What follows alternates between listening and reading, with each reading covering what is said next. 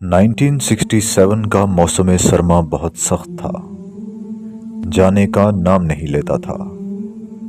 बाहर की रोशन और गर्म धूप को रोकने की कोशिश कर रहा था, लेकिन जब बाहर अपनी रोशनी लाने की कोशिश करती तो सर्दी बादलों से आसमान को ढांप देती थी और अचानक बारिश शुरू हो जाती थी। ये बारिश गजा शहर के अशाती पनाह गुज़ीन कैंप के सादा घरों को डुबो देती थी और सैलाब की सूरत में गलियों में बहने लगती थी, घरों में घुस जाती थी और इनके मकीनों को इनके छोटे छोटे कमरों में तंगी में डाल देती थी, जिनकी फर्शें करीब की सड़क के सतह से नीची थी।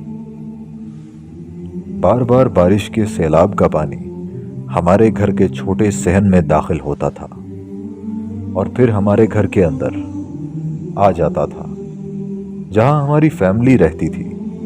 1948 में मकबूजा इलाकों में वाक़े अल फिलोजा कस्बे से हिजरत करके जब से यहाँ आ बसा था, यही सूरत हाल थी। हर बार मेरे 3 भाइयों और बहन के दिलों में खौफ बैठ जाता था, जो सब मुझसे उम्र में बड़े थे। ऐसे में मेरे वालिद और वालिदा हमें उठा लेते थे और मेरी वालिदा बिस्तरों को उठा लेती थी ताकि उन्हें पानी से भीगने से बचा सके। चूंकि मैं सबसे छोटा था, मैं अपनी वालिदा के गले में लिपट जाता था और मेरी छोटी बहन, जो उमूमन ऐसी हालतों में इनके बाजुओं में होती थी, वो भी मेरे साथ होती थी। कई बार रात को मैं अपनी वालिदा के हाथों के लम्स से जाग जाता था, जो मुझे एक तरफ कर देती थी और मेरे करीब ही अपने बिस्तर पर एल्यूमिनियम का बर्तन या बड़ा मिट्टी का प्याला रख देती थी ताकि छत के शगाफ से टपकने वाला पानी इसमें गिरता रहे। एक बर्तन यहाँ, एक मिट्टी का प्याला वहाँ और एक और बर्तन किसी और जगह। मैं हर बार सोने की कोशिश करता, कभी कामयाब हो जाता और कभी पानी के कतरों की आवाज़ से जाग जाता, जो बाकायदगी से बर्तन में गिर रहे होते थे। जब बर्तन भरने के करीब होता तो पानी के छींटे हर कतरे के साथ छिड़कने लगते थे। तब मेरी वालदा उठकर नया बर्तन रख देती थी और भरे हुए बर्तन को कमरे से बाहर ले जाकर उंडेल देती थी। मैं 5 साल का था और एक सर्दियों की सुबह, जब बाहर की धूप सर्दी की रात के हमले के असरात मिटाने की कोशिश कर रही थी, मेरा 7 साला भाई मोहम्मद मेरा हाथ पकड़कर कैंप की गलियों में चलने लगा। हम कैंप के किनारे की तरफ जा रहे थे, जहां मिस्री फौज का एक कैंप था। मिस्र के फौजी इस कैंप में हमें बहुत पसंद करते थे। उनमें से एक ने हमसे जान पहचान कर ली थी और हमारे नाम भी जान लिए थे। जब हम नज़र आते तो वो हमें आवाज़ देता, मोहम्मद, अहमद, यहाँ आओ। तो हम इसके पास जाते और इसके साथ खड़े होकर इंतज़ार करते कि वो हमें क्या देगा। वो अपनी फ़ौजी पतलून की जेब से हर एक को एक पिस्ते की मिठाई का टुकड़ा निकाल कर देता। हम में से हर एक अपना टुकड़ा लेकर शौक से खाने लगता।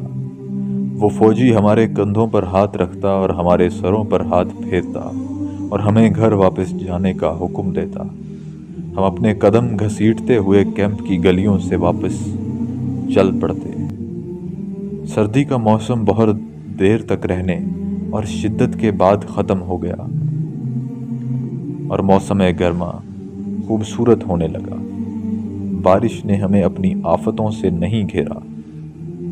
मैंने सोचा कि सर्दी के इंतज़ार पर बहुत वक्त गुजर चुका है और ये जल्दी वापस नहीं आएगी, लेकिन मैं अपने इर्द गिर्द एक बेचैनी और परेशानी की हालत देख रहा था।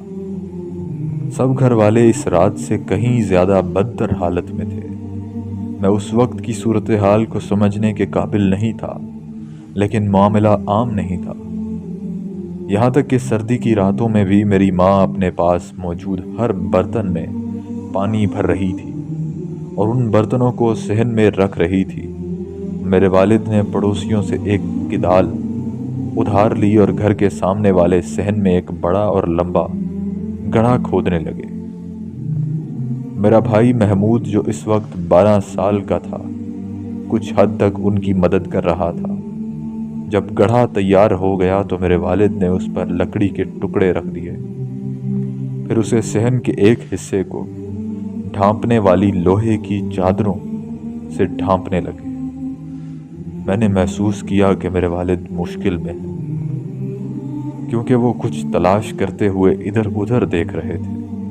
फिर मैंने देखा कि उन्होंने बावर्ची खाने का दरवाज़ा उतार कर इस गड्ढे के ऊपर दबा दिया, लेकिन मैंने देखा कि मेरी माँ और भाई महमूद इस गड्ढे में एक खुले हुए सुराख से नीचे जा रहे हैं।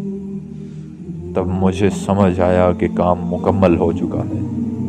मैंने हिम्मत करके इस सुराख के करीब जाकर इस गड्ढे में झांका तो मुझे ज़मीन के नीचे एक तारीक कमरा नज़र आया। मैं कुछ नहीं समझ पाया, लेकिन ये वाज़ेह था कि हम किसी मुश्किल और गैर मामूली चीज़ का इंतज़ार कर रहे हैं, जो शायद इन तूफ़ानी बारिश वाली रातों से कहीं ज़्यादा सख्त।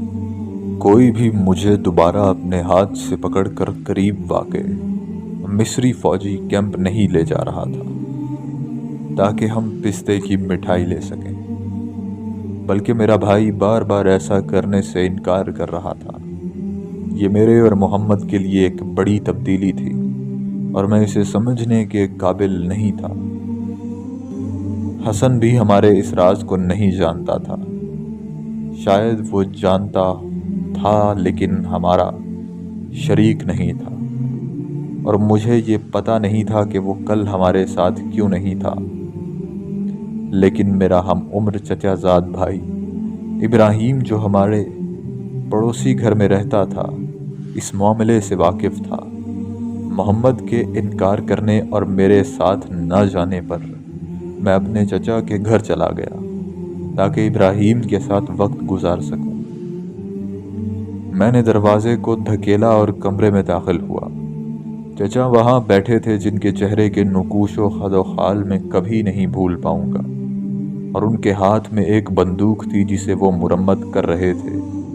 मैंने दिल में सोचा कि शायद मैं भी इस बंदूक के साथ कुछ कर सकूं। बंदूक ने मेरी तवज्जो खींच ली और मेरी नज़रें तमाम वक्त इसी पर मरकूज रही।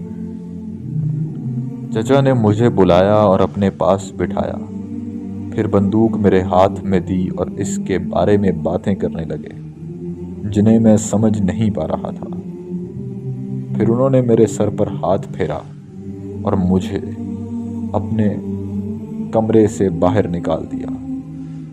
मैंने इब्राहिम को साथ लिया और हम दोनों घर से निकलकर कैंप की तरफ चल पड़े ताकि मिस्री फ़ौज के कैंप जा सकें।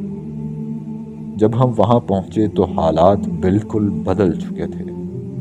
वो फ़ौजी जो हमेशा हमारा इंतज़ार करता था और खैर मकदम करता था, इस बार नहीं था। सूरत हाल गैर मामूली थी और मिस्री फ़ौजी हमें हमेशा खुशामदीद कहते थे, लेकिन इस बार उन्होंने हमें दूर जाने का इशारा किया और कहा कि हम अपनी माँओं के पास वापस चले जाएं।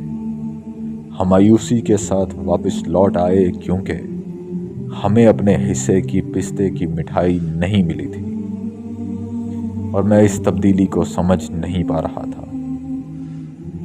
अगले दिन मेरी माँ ने घर से कुछ बिस्तर लिए और इस गड्ढे में बिछा दिए। फिर कुछ पानी के 2 या 3 घड़े और कुछ खाना लेकर हमें इस गड्ढे में बिठा दिया। चचा की बीवी और उनके बच्चे हसन और इब्राहिम भी हमारे साथ शामिल हो गए। मैं इस तंग जगह से बेहद परेशान था जहां हमें बिला वजह बिठा दिया गया था। हमने घर, कमरे, सहन और गलियां छोड़ दी थी और यहाँ मजबूरन बिठा दिए गए थे। जब भी मैं बाहर निकलने की कोशिश करता, मेरी माँ मुझे खींचकर वापस बिठा देती। वो हमें कभी कभी थोड़ी सी रोटी और चंद जैतून देती। सूरज हुरूब हो रहा था, दिन की रोशनी ख़त्म हो रही थी और अंधेरा उस गड्ढे में बढ़ता चला जा रहा था। खौफ हमारे दिलों में सरायत कर रहा था और हम बच्चे चीखने लगे। मेरी माँ और चचा की बीवी हमें रोकने की कोशिश करती थी। वो हमें कहती कि बच्चों, दुनिया में जंग हो रही है, क्या तुम जंग का मतलब नहीं जानते? इस वक्त मैं जंग का मतलब नहीं जानता था, लेकिन मैंने जान लिया कि ये कुछ खौफनाक, गैर मामूली और घुटन भरी चीज़ है। हम बार बार बाहर निकलने की कोशिश करते और हमें बार बार रोका जाता। हमारे रोने की आवाज़ें बुलंद हो रही थीं और वो हमें चुप कराने की कोशिश करती, मगर बेसूद। इस वक्त महमूद ने कहा, माँ, क्या मैं चिराग ले आऊं ताकि इसे जलाएं? माँ ने जवाब दिया, हाँ महमूद, ले आओ। महमूद गड्ढे से निकलने के लिए लपका तो मेरी माँ ने उसे पकड़कर रोका और कहा, बाहर मत जाओ महमूद। माँ ने उसे बिठाया और वो बाहर निकल गई। वापस आई तो इसके हाथ में केरोसिन का लैंप था। उसे जलाया तो जगह रोशन हो गई। एक खामोशी और इत्मीनान सा फैल गया। नींद ने मुझे और मेरे भाइयों और चचाजाद भाइयों को अपनी आगोश में ले लिया और मेरी माँ और चची नींद से लड़ते लड़ते सो गई। अगले दिन कोई ख़ास बात नहीं हुई और हम सारा दिन तकरीबन खंदक में ही रहे। हमारी पड़ोसन मौलिमा आयशा हमेशा अपने रेडियो के साथ रहती और खंदक के करीब रहने की कोशिश करती ताकि रेडियो की लहरें पकड़ सकें और ताज़ा तरीन खबरें सुन सकें। जब भी वो कोई नई खबर सुनती तो मेरी माँ और चची को बताती, जिससे माहौल में अफसुर्दगी और गम बढ़ जाता और खामोशी छा जाती। इसका असर हमारी माँओं की तैयारी और हमारी ख्वाहिशात को सुनने और पूरा करने की सलाहियत पर भी पड़ता। जब वो हमें खामोश रहने का कहती तो हमें ज़्यादा बोझ महसूस होता।